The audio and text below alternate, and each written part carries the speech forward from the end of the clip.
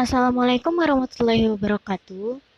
Kami dari kelompok satu yang beranggotakan Syahira Hafizwandi, Jumiati Mustafa, Alfi Irsyad Sidki, Erika Riatus Soleha, dan Muhammad Rizki akan menerangkan materi tentang lembaga keuangan dan stabilitas keuangan. Lembaga keuangan. Yang pertama, ada pengertian lembaga keuangan. Lembaga keuangan adalah semua badan yang kegiatannya berada di bidang keuangan, melakukan penghimpunan dan penyalur dana kepada masyarakat, terutama guna membiayai investasi perusahaan. Yang kedua, fungsi lembaga keuangan. Yang pertama, sebagai perantara atau the intermediation role. Yang kedua, sebagai pembayar atau the payments role. Yang ketiga, sebagai penjamin atau the guarantor role. Yang keempat, sebagai wakil atau the agency role. Yang kelima, sebagai kebijakan atau the policy role. Fungsi lembaga keuangan yang pertama, perantara atau the intermediation role, yaitu lembaga keuangan berfungsi memindahkan tabungan yang diterima dari masyarakat pada sektor bisnis. Yang kedua, sebagai pembayar atau the payments role, yaitu lembaga keuangan melakukan pembayaran barang dan jasa yang dilakukan konsumen menggunakan cek, biliet giro, kartu kredit, kartu debit, dan lain-lain. Selanjutnya, sebagai penjamin atau the guarantor role, yaitu lembaga keuangan berfungsi sebagai penjamin nasabah yang melakukan transaksi impor barang dan jasa. Selanjutnya ada sebagai wakil atau the agency role, yaitu lembaga keuangan membantu nasabah dalam mengelola dan melindungi kekayaan maupun sekuritas yang dimiliki. Selanjutnya, sebagai kebijakan atau the policy role, yaitu lembaga keuangan berfungsi untuk melayani dan mengatur kebijakan pemerintah dalam mempengaruhi pertumbuhan ekonomi. Peran lembaga keuangan. Yang pertama, mekanisme pembayaran antar pelaku ekonomi suatu negara. Yang kedua, aliran dana dari pihak yang kelebihan dan ke pihak yang membutuhkan. Yang ketiga, mengurangi kemungkinan rugi atau resiko yang ditanggung oleh pemilik dana atau penabung. Pengelompokan lembaga keuangan. 1. Lembaga keuangan bank.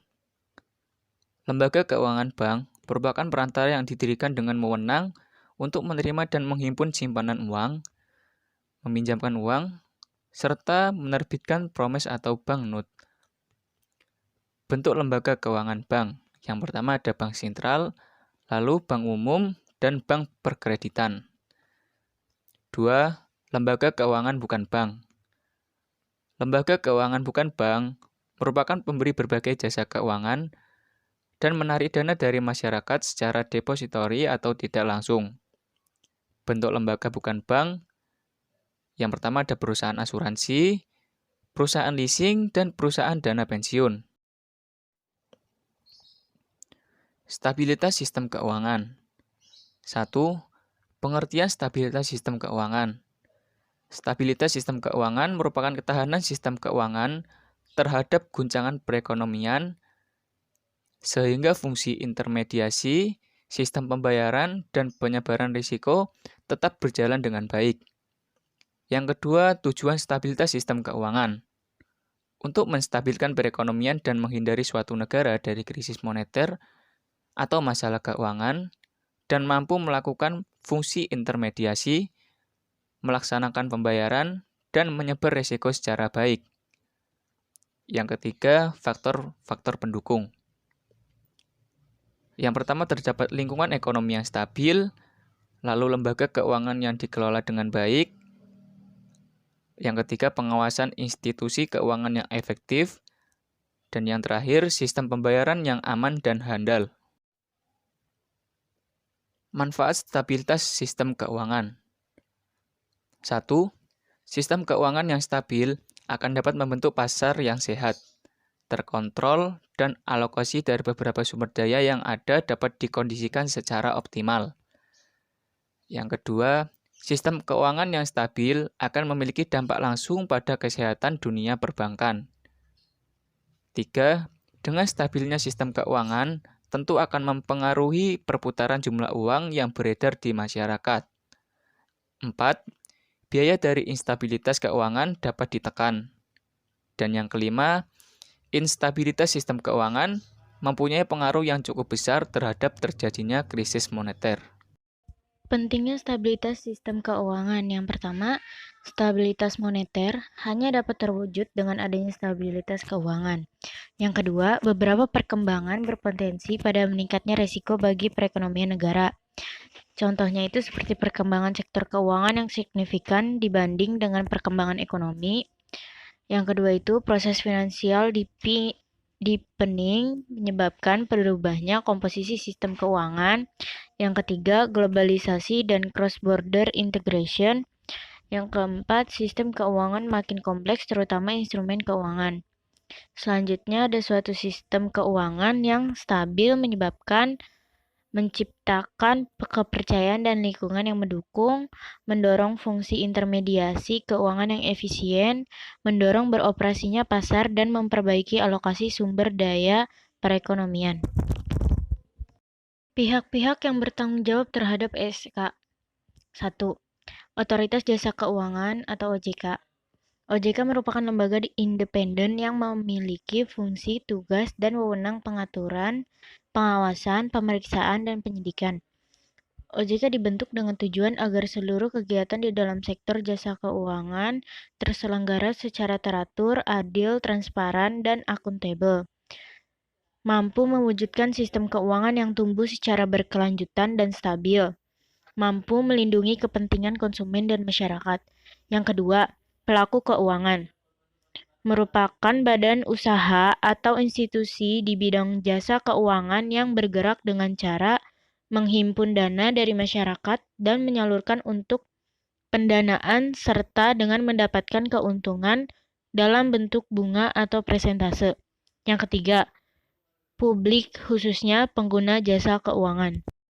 Peran bank sentral dalam stabilitas sistem keuangan. Pengertian bank sentral. Bank sentral adalah sebuah instansi yang memiliki tanggung jawab atas suatu kebijakan moneter dan melahirkan tingkat aktivitas ekonomi yang stabil dalam suatu negara.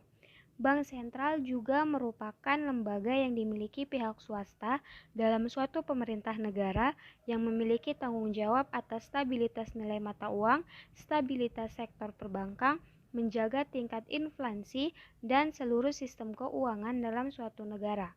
Peran bank sentral sendiri diwakilkan oleh Bank Indonesia. Peran Bank Indonesia sebagai bank sentral dalam stabilitas sistem keuangan. Yang pertama adalah Bank Indonesia memiliki tugas untuk menjaga stabilitas moneter, antara lain melalui instrumen suku bunga dalam operasi pasar terbuka. Yang kedua, Bank Indonesia memiliki peran vital dalam menciptakan kinerja lembaga keuangan yang sehat, khususnya perbankan. Yang ketiga, Bank Indonesia memiliki kewenangan untuk mengatur dan menjaga kelancaran sistem pembayaran.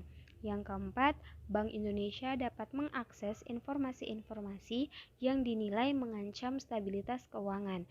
Dan yang terakhir, Bank Indonesia memiliki fungsi sebagai jaring pengaman sistem keuangan melalui fungsi bank sentral sebagai lender of the last resort.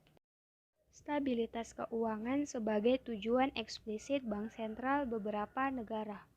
Yang pertama adalah Bank of Canada, mengatur penyaluran kredit dan mata uang untuk kepentingan ekonomi nasional, mengontrol dan melindungi nilai eksternal dari sistem moneter nasional, dan memitigasi pengaruh fluktuasi pada tingkat produksi, perdagangan, harga, dan tenaga kerja. Yang kedua adalah Bank of England atau BOE. BOE bertanggung jawab terhadap 3 area, yaitu stabilitas moneter, stabilitas infrastruktur, sistem keuangan terutama sistem pembayaran, dan memonitor sistem keuangan secara menyeluruh. Yang ketiga, Bank of Japan atau BOJ, menerbitkan mata uang serta melakukan kontrol atas mata uang dan sistem moneter. BOJ berperan dalam sistem keuangan. Yang keempat, European Central Bank atau ECB. ECB berperan terhadap kelancaran jalannya kebijakan yang diharapkan oleh otoritas terkait dengan pengawasan terhadap lembaga penyalur kredit dan stabilan sistem keuangan. Dan yang terakhir adalah Reserve Bank of New Zealand atau RBNZ, merumuskan dan mengimplementasikan kebijakan moneter untuk mencapai tujuan ekonomi, yaitu mencapai dan memelihara kestabilan tingkat harga secara umum.